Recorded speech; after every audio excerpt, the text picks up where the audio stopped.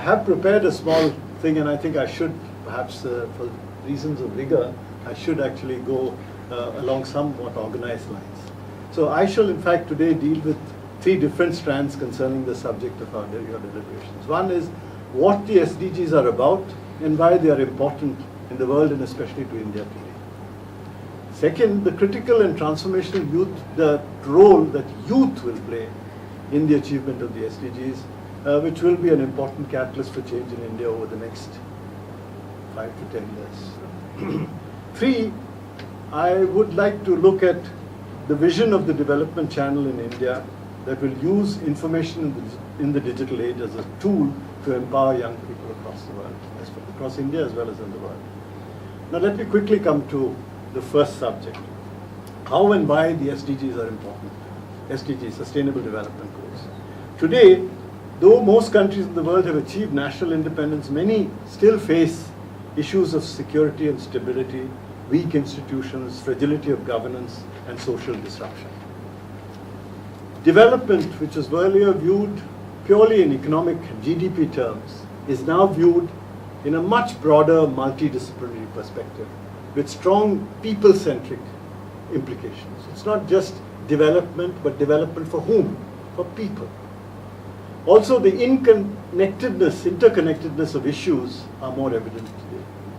You see across the world, in the UN particularly, a major preoccupation has been peace building, in peacekeeping, peace building, sustaining peace. Peace building in communities is unsustainable without a development component. And where development is not inclusive or equitable, it is unlikely to remain durable. Neither peace nor development will remain sustainable without strong commitment by the government and the people, in a sense, to the promotion of human security and human rights. This is in fact the essential logic of what we call the three-pillar approach of the United Nations. And as a former United Nations person, this has been in fact the mantra we've been using.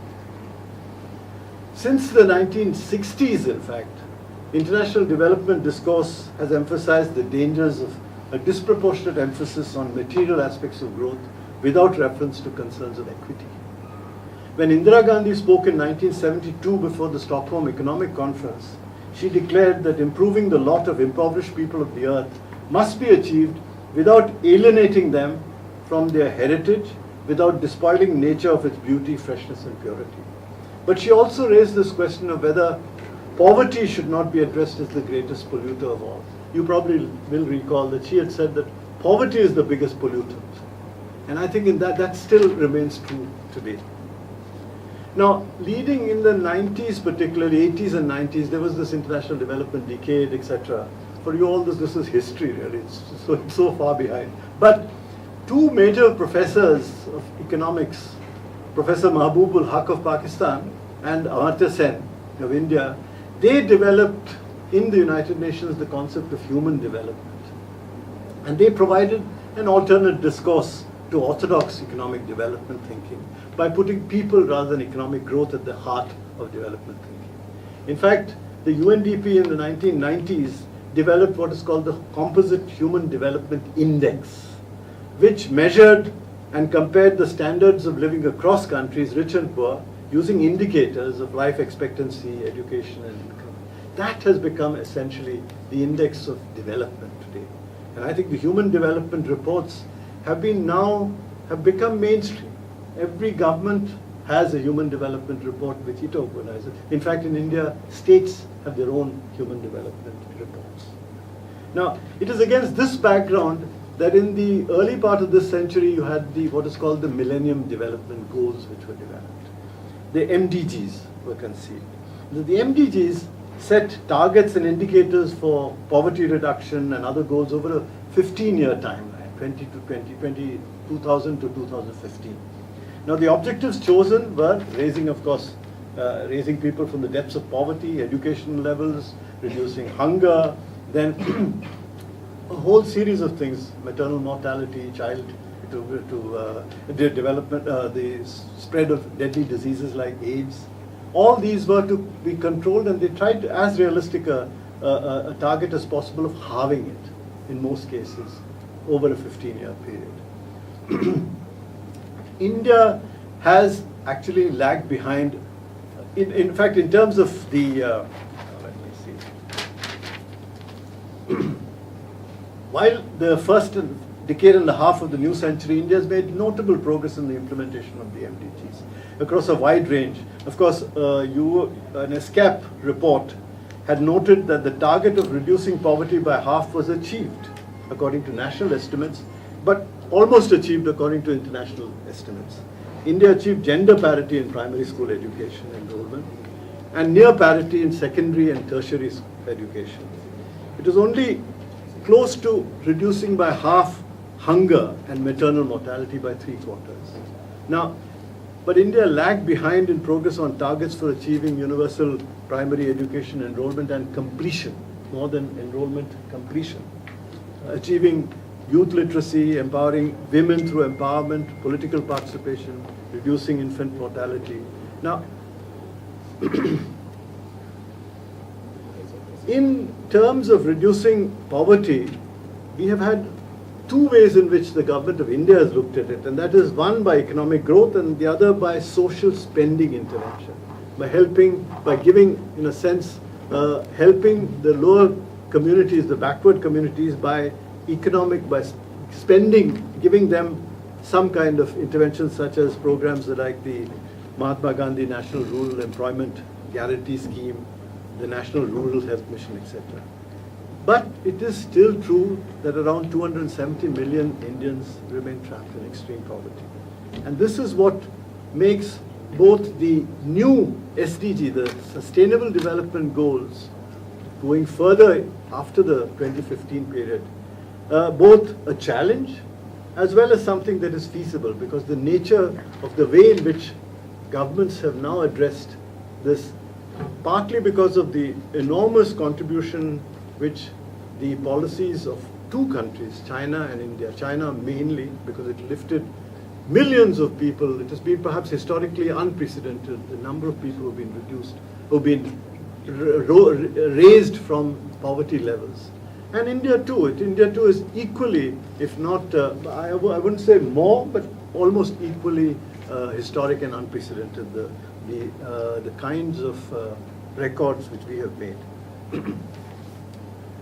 There are, according to the UNESCO, the UN ESCAP, there are 5 important drivers of this new kind of challenge.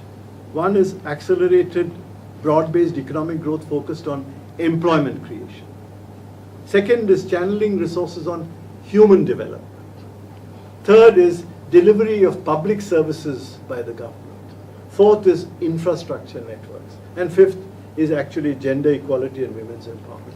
These are the essential 5 drivers which will actually make or break the sustainable development kinds of challenges which we have for the future, the present. In 2015, the Undersecretary General Ban Ki-moon, who I had the pleasure of working with, in fact, he was 3rd Secretary in India in 1970 when I was Undersecretary in the ministry, and we were, in fact, he used to joke with me saying that you were my boss now, then I'm now your boss. But he set the challenge to adopt new targets of the Sustainable Development Goals in 2015. This was started actually after the Rio Conference of Sustainable Development in 2012. And a group formed what is called a visionary and transformative document identifying 17 goals and 169 targets. Look at the difference. MDGs were only 8. Now you have 17 goals and 169 targets. But this is something which covers not just developing countries, which the MDGs have, but all countries.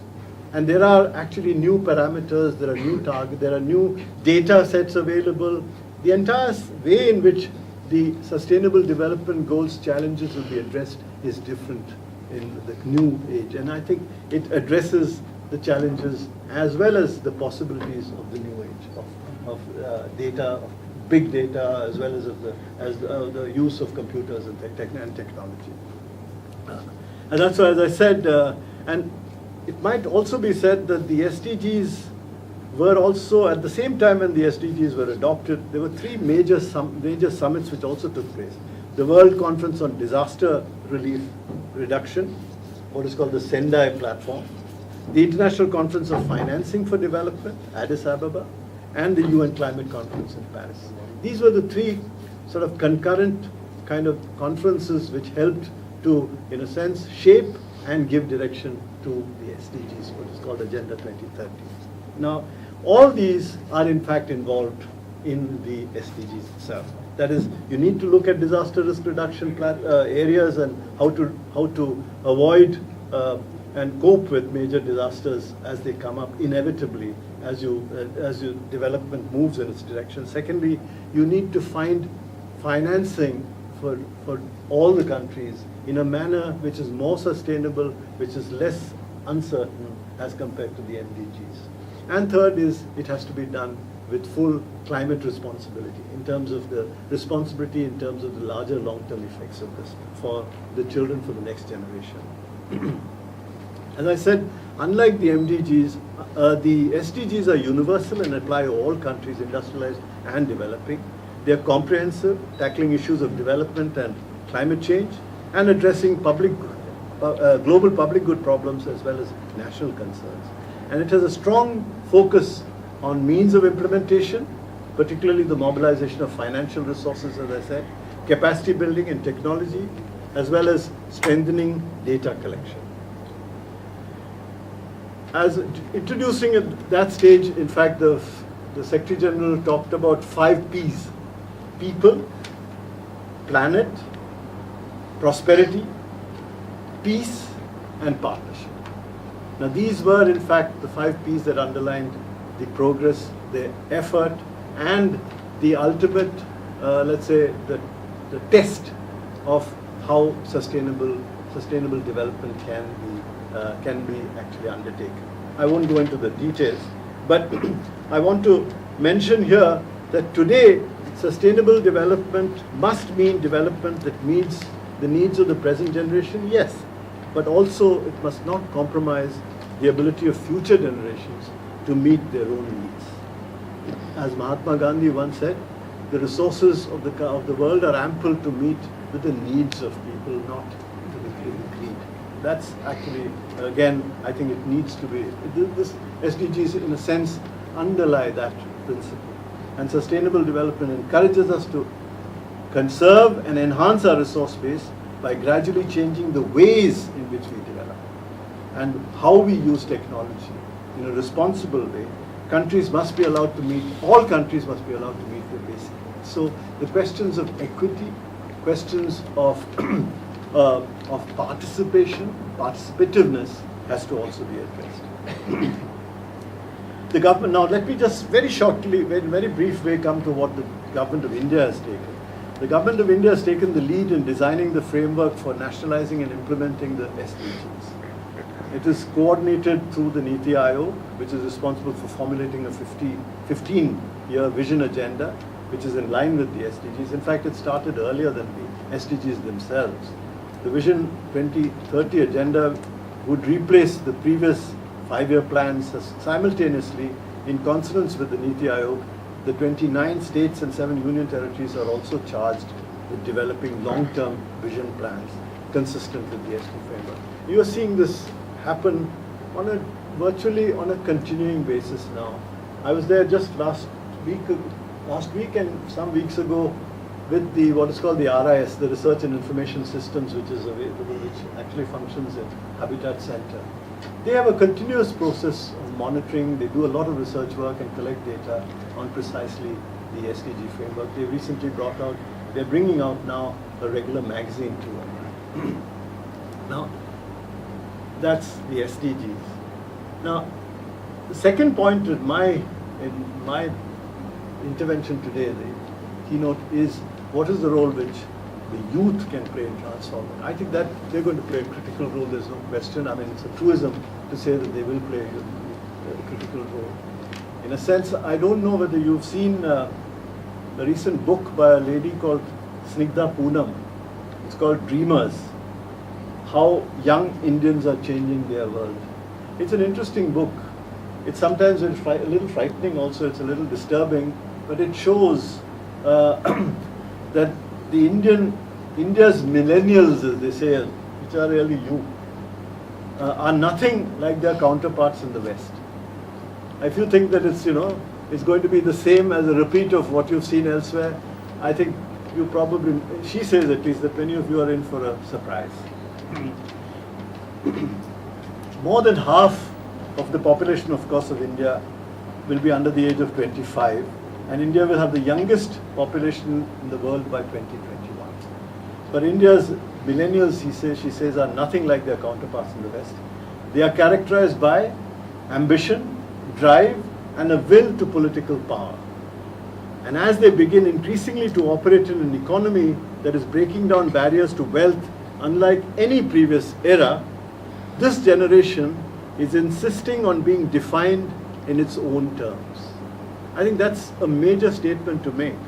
The youth of India, according to her, I don't know whether you'll agree with this, are wealth chasers, attention seekers, power trappers, and fame hunters.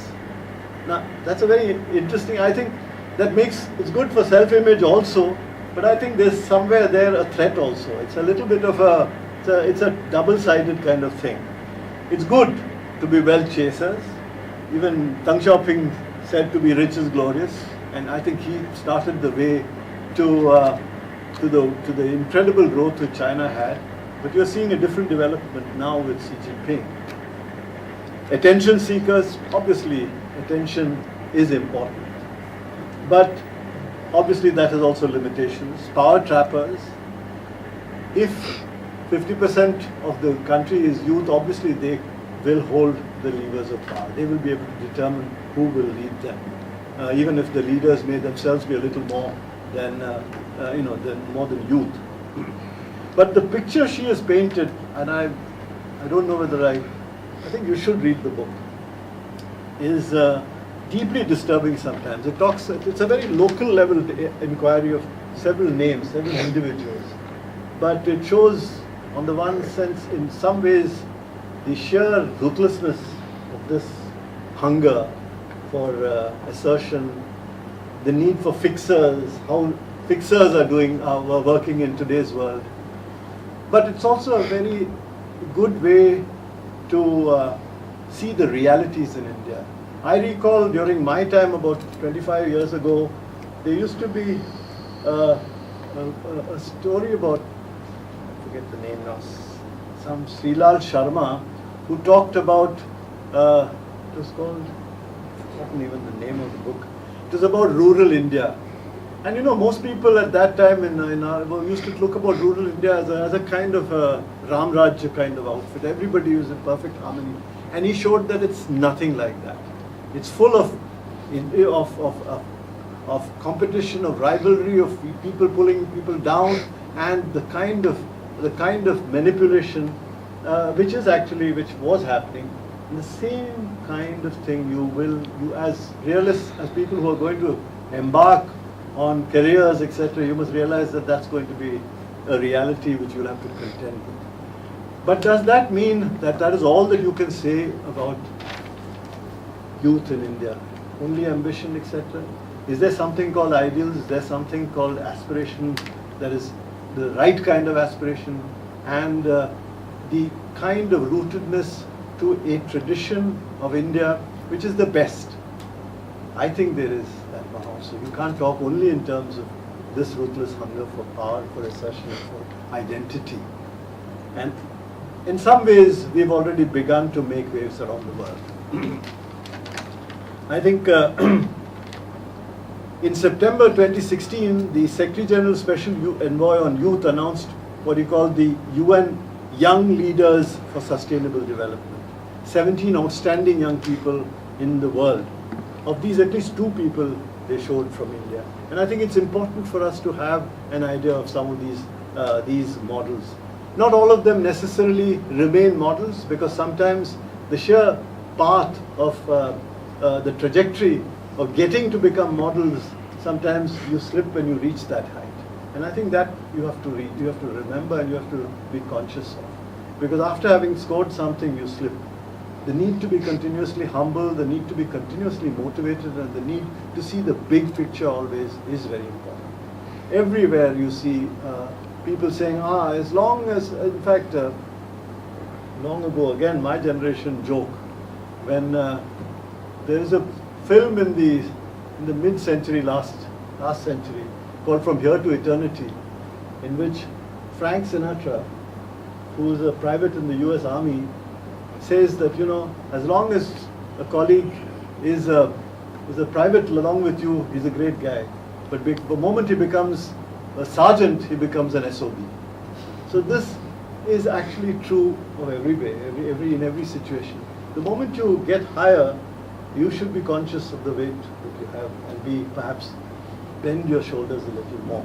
And that I'm saying specifically in some context, but nevertheless in the context of youth also. If you have that sense of internal moral compass, then I think you can be sure that you can face any challenge. Let me come to some of these model figures. Two young people from India, I said. One of them is Trisha Shetty. I don't know if you probably have heard of her. Who, through an organization called She Says, has addressed the question of gender equality, which is SDG 5, through ending violence against women. She Says is a Mumbai-based non-profit organization that empowers the country's women to act against sexual violence by providing education, legal, medical, as well as psychological support. So far, the organization has actually engaged with more than at least 60,000 young people through educational workshops and online workshops, creating awareness and support to survivors who often reach out to share their personal stories and ask for help through the social media platforms. She Says also partners with the country's universities and social organizations to raise awareness. In fact, Shetty, this lady, was asked to be the keynote speaker in 2017 at the Youth Forum of the ECOSOC, the Economic and Social Council in New York. I think she has maintained her focus and her moral compass for the present. I'm not sure of the others. Some of the others are, Anil Quatra was mentioned as a person who worked on the idea of preventing food wastage and making a bridge between hunger and food wastage. He started what is called Feeding India in 2014 when he was 22. This is a good initiative. Globally, hunger kills more people than AIDS, malaria and tuberculosis, all combined. Poor nutrition causes the death of nearly 20 lakh children every year. Now, as I said, the need to be able to move continuously from these objectives and targets, and to be conscious that by doing something is not enough. You have to continuously make it sustainable on a continuous basis. The third person is Afroz Shah. I don't know, again, you must have heard of this person. It's interesting that two of these characters are from India. Afroz Shah was a person who was working in the place called Versova in Bombay, in Mumbai, and he started the world's largest beach cleanup project. He just started the process of cleaning up the plastic waste and all the debris, the detritus that you have in the beach, by just picking up things, having people pick up things and clean up things and then put it together, put it aside. And for a long time, people used to complain, why isn't anybody doing it? But they themselves never used to do it. And he started this program which carried tremendous amount of momentum. And I think with the result that he worked every weekend, inspired volunteers to join him, slum dwellers, Bollywood stars, school children, politicians, all of them started. And then they were able to collect huge volumes of trash, over 40,000 tons of trash from 2.5 kilometer beach. Now this is true that when he got recognized, 2017 he was awarded the Champion of the Earth award by the UNEP. There was naturally much support which he got. But at the same time, he says that he continues to face all kinds of obstacles and naysayers. You have BMC officials, that is the Mumbai Committee Corporation, finding fault and blaming the citizens for not collecting the trash properly. They say when you collect the trash, you're also putting sand, so it's very difficult for us to clean it after that. So you will find the same kind of approach. When you try to do something, there will be people who will find, they're not helping you, but they're finding fault. All that he says is, you don't have to help us, but please don't pose obstacles to us. And if there is anything, tell us, we'll probably redo the whole thing again. But this is happening, and he finds that particularly women who were, girls and women who were helping him were actually being hounded and being made targets by people, particularly when they work at odd hours in the evening, etc. But the fact is, I don't think he's given up the initiative. There is one continuous talk about him being able to give up this initiative, or having to give up this initiative, but he has not given it up. That's another thing you need, durability and sustenance. One last person is an 18-year-old youngster from Tamil Nadu, a chap called Rifat Shahrukh. He has not done any this kind of social work, but his inspiration, at least for me, I met him personally 2 years ago in Delhi. He has created history in June 2017 when NASA launched the world's smallest satellite built by him. He did it through what they call this printing, 3D printing. He made a satellite through 3D printing, and he actually had 64 grams. The satellite itself weighed only 64 grams, but it was actually launched by NASA into space, and the purpose, I think, is it was equipped with a nano Giga-Muller counter for measuring radiation in space. Imagine an 18-year-old person with two other people about the same age doing that. Hugely inspirational. Even in the United States, the big, scientific figures look at these achievements as showing not just the capability, but motivation. At this stage, that kind of motivation, that was what he named it Kalamsat. Actually, that is the question, igniting minds. And I think it is clear from these examples that youth can today, must today, play the role of the catalysts for change, because the change is going to affect themselves. They're going to affect them itself. So it's not as if most of the people of the older generation, to some extent, are already on the shelf. And the challenges are going to face, you are going to face, the challenges are going to be faced by you. Just to get back to the Signa Poonam, she says that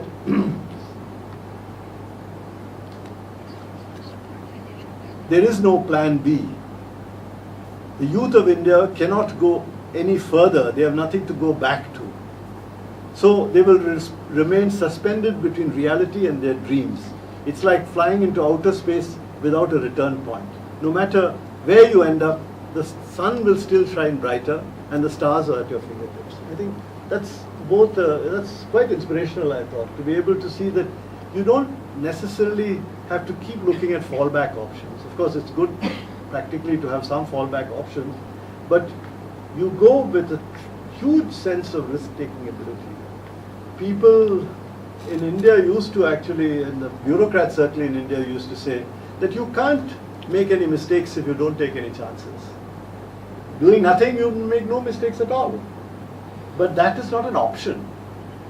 Particularly for the youngsters today, you have to take great risk, and even a person like Mahathir Mohamad, I was actually a High Commissioner during his previous tenure. He's come back now at the age of 93.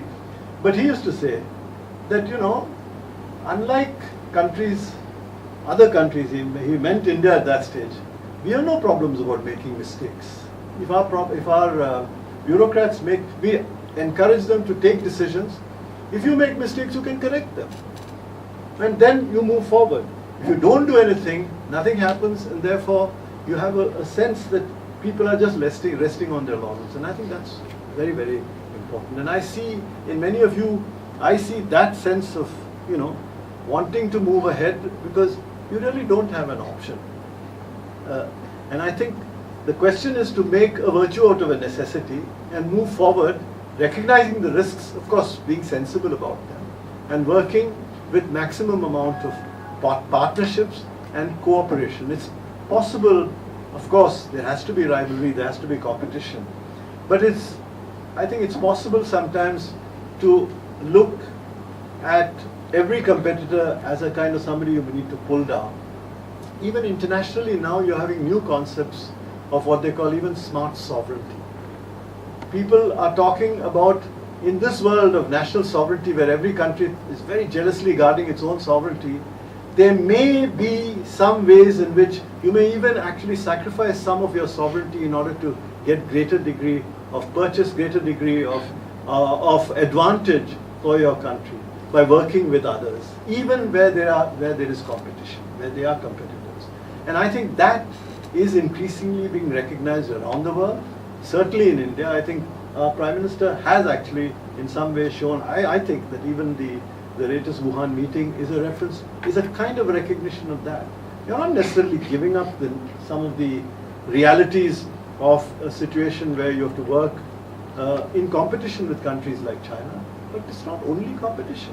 There has to be a sense of working together also, because there are issues on which both have a common goal. And I think that in some ways is the message. Coming to third point is that the development channel which you're talking about, which we are talking about today, that I think I'm not quite so qualified to talk about it. I think the person on my right, Vijay, Yob, is the person who actually has initiated it, and he has a whole lot of ideas on this. But let me provide you with some broad picture.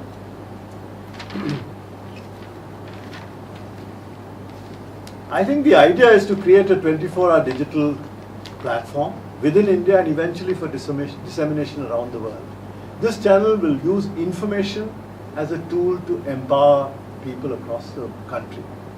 Today, the biggest impediment to achieving sustainable development is ignorance and apathy. Whatever you may say that there have been huge strides in education, etc.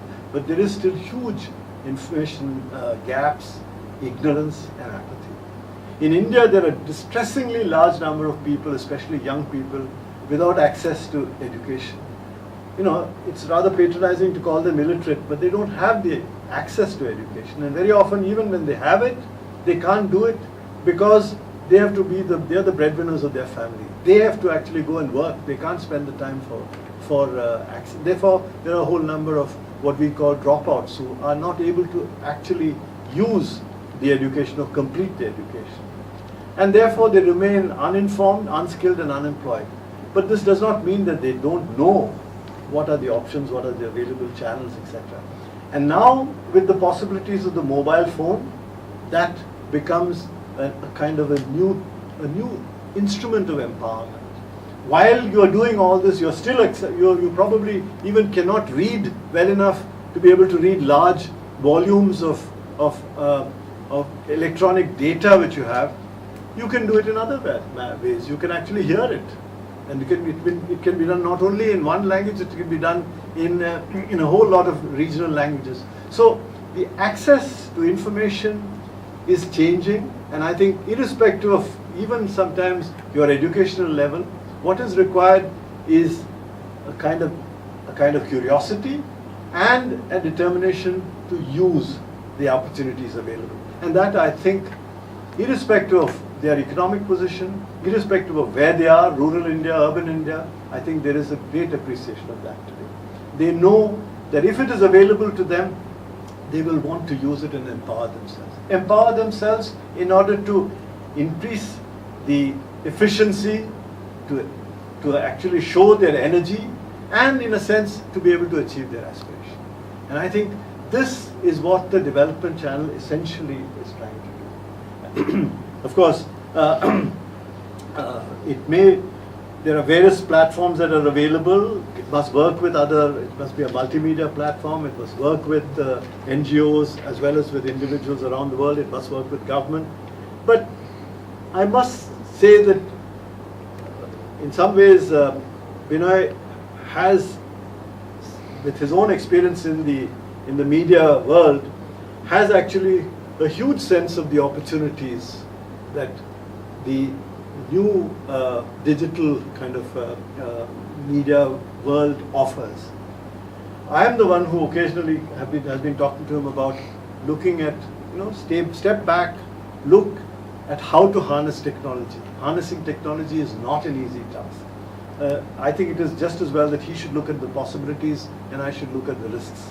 I should try to hold him back at some and say, look at what we must recognize both the symbolic as well as the practical effects of these two tools of empowerment. There are good possibilities, but does that mean that the old limitations, the old obstacles, the social obstacles inside the community can be overlooked?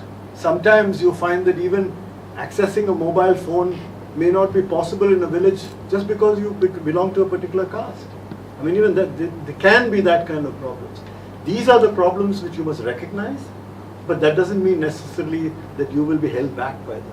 By recognizing them, you will be able to overcome them. And I think technology, the handicaps of technology need to be overcome.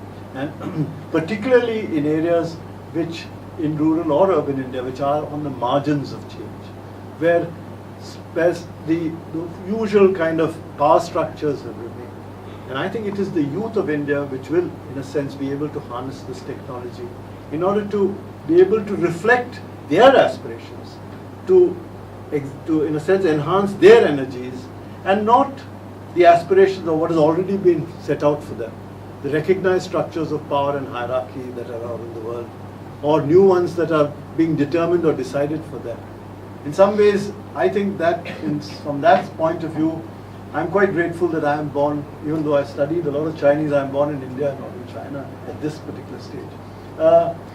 I'm not suggesting this in any way to demean the achievements of, I think they've made some tremendous achievements, and there's a huge sense of practical as well as dedication to growth in China. But I would rather that I determine myself on the basis of how I am able to work with my colleagues on what are my aspirations and how they should be achieved, and not for a top-down approach. I think that in many ways is going to be the challenge of the age and the future. I don't want to make it look as if I'm suggesting that there will be a huge competition in this particular place around the world, but there will be. Eventually there will be a kind of how India responds to the challenges of the future in terms of reflecting its own cultural and overall ethos will determine the future of the world. There's no doubt about that. And in the sense that you represent to a large extent that cutting edge, because the youth will make that change happen, and among the youth, those who have the best opportunities, or not just have, but who make use of the opportunities that are available to them, will be able to do that. Thank you. Thanks for listening to me, and I don't know if I bored you or I've helped you look at certain things. It's been a pleasure for me. Now I think I'd like to hear from you some of your views. I don't think you need to expect me to respond or answer your questions. That may not happen, but certainly you can raise them and I will try to reflect on them.